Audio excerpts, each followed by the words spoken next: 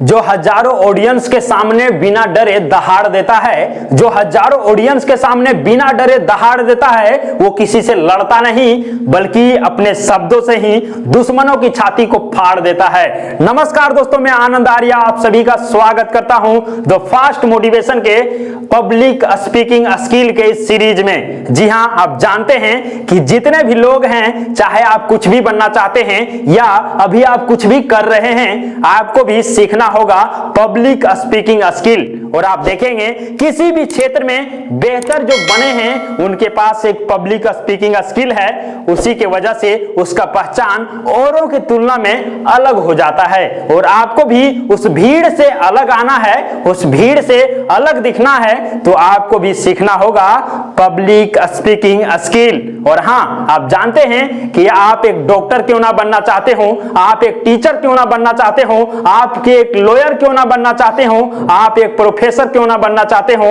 आप एक ऑफिसर क्यों ना बनना चाहते हो, आप चाहे एंकर बनना चाहते हो, आपको भी सीखना होगा पब्लिक स्पीकिंग स्किल। और उसी के वजह से आपका पहचान बढ़ेगा और आपका पहचान औरों की तुलना में अलग हो जाएगा। तो सबसे पहले आपको ध्यान देना होगा कि सारा कुछ, आप कुछ भी बनने का आप सपना रखे होंगे, आपको ये चीजें सीखना होगा। और यदि आप सीख गए तो उस भीड़ से अलग आपका पहचान होगा।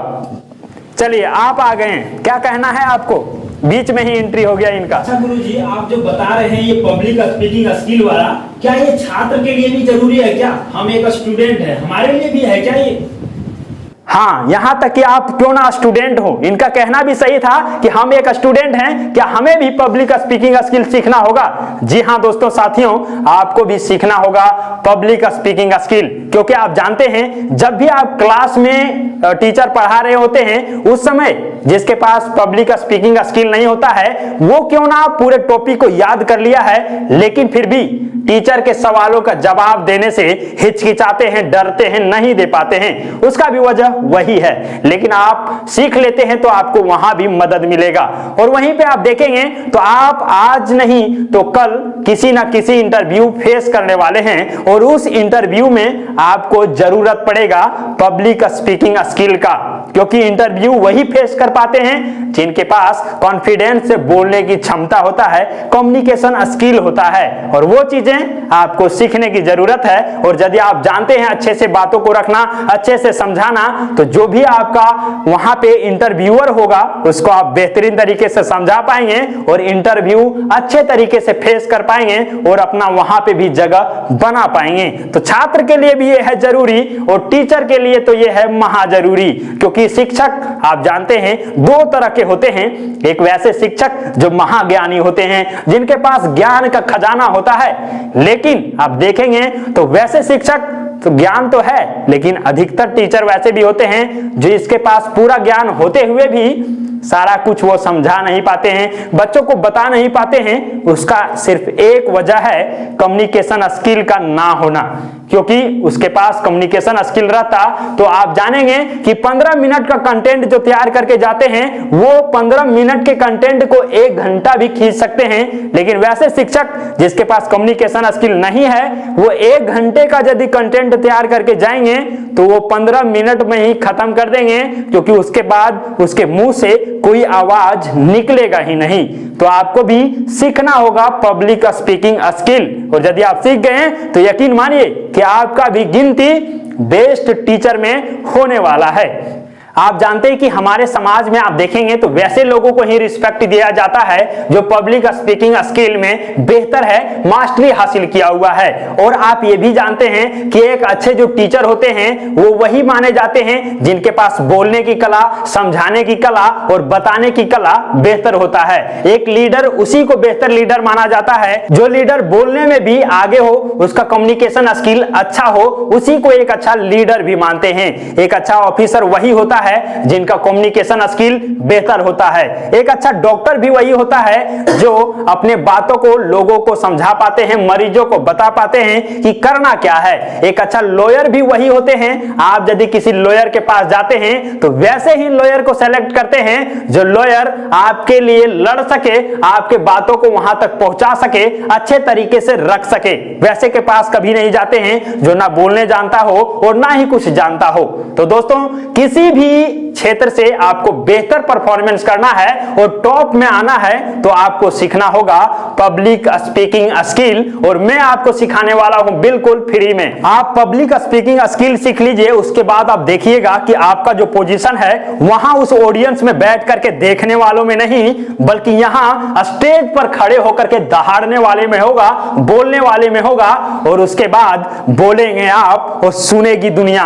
दोस्तों जी हां, बोलेंगे आप और सुनेगी दुनिया, इसके लिए आपको सीख लेना होगा ये कम्युनिकेशन स्किल, और ये रहेगा उसके बाद आप भी दहाड़ेंगे स्टेज पर चढ़कर। आपके पास यदि डिग्री है तो आप एक डॉक्टर बन सकते हैं, आपके पास यदि डिग्री है तो आप एक टीचर बन सकते हैं, आपके पास यदि डिग्री है तो आप एक लॉयर बन सकते हैं, आपके पास यदि डिग्री है तो आप एक ऑफिसर बन सकते हैं। लेकिन एक अच्छा ऑफिसर, एक अच्छा टीचर, एक अच्छा लॉयर, एक अच्छा स्टूडेंट, एक अच्छा डॉक्टर बनने के लिए आपको अच्छा पब्लिक स्पीकिंग स्किल आना चाहिए।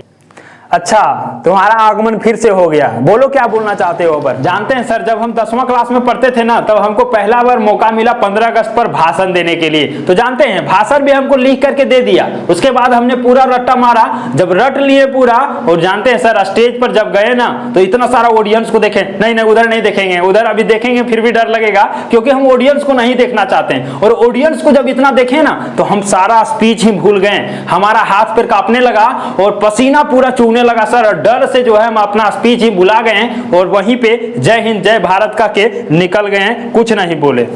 जी हां, आप देखेंगे तो अधिकांश लोगों का समस्या होता है कि हम जब स्टेज पर चढ़ते हैं तो हमारे हाथ पैर कांपने लगते हैं। जी हां दोस्तों, पसीना आने लगता है और जो भी हम रट्टा मार के गए होते हैं सारा कुछ भूल जाते हैं और बीच में ही जय हिंद जय भारत हो जाता है और हम स्टेज से नीचे उतर जाते हैं। लेकिन यकीन मानिए कि इस पब्लिक स्पीकिंग स्किल्स का वीडियो सारा देखने के बाद और पूरा ट्रेनिंग अटेंड करने के बाद यकीन मानिए मैं आपको ऐसा स्किल बताऊंगा ताकि आप पूरे कॉन्फिडेंस के साथ बिना डरे, बिना हारे, बिना गिरे, बिना रुके और बिना घबराए स्टेज पर भी चढ़ेंगे और अपने सारे बातों को पूरे कॉन्फिडेंस के साथ बोलेंगे और फिर वहां से उतरेंगे। लोग आपके लिए तालियां भी बजाएंगे और कहेंगे अरे वाह, क्या इनका बोलने का तरीका था। सारे लोगों को आप मंत्र मुग्ध कर देंगे, आप अपने बातों से सारे ऑडियंस के दिलों पर राज करेंगे। तो बस आपको सीखना होगा पब्लिक स्पीकिंग स्किल और उसी के वजह से आपका भी होने वाला है एक अलग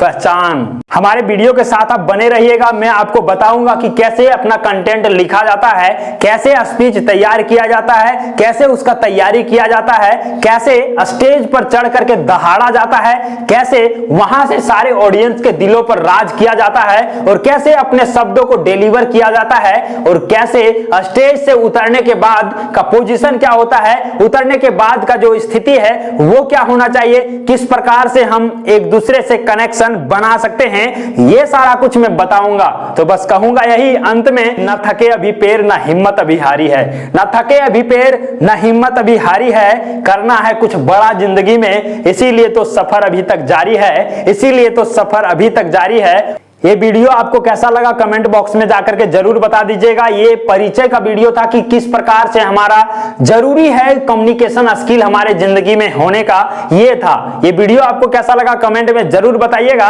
और अच्छा लगा होगा तो लाइक कर दीजिएगा। चैनल पर पहली बार आए हैं और अच्छा लगा होगा तो चैनल को सब्सक्राइब करके बेल आइकन को भी प्रेस कर दीजिएगा ताकि इस प्रकार का इंटरेस्टिंग और नॉलेजेबल वीडियो आपको हमेशा मिलते रहे और आप कुछ सीखते रहें। इसीलिए कहते हैं कि हमेशा कुछ ना कुछ सीखते रहिएगा और अपने कदमों को आगे बढ़ाते रहिएगा। मिलकर छुएंगे आसमां एक दिन।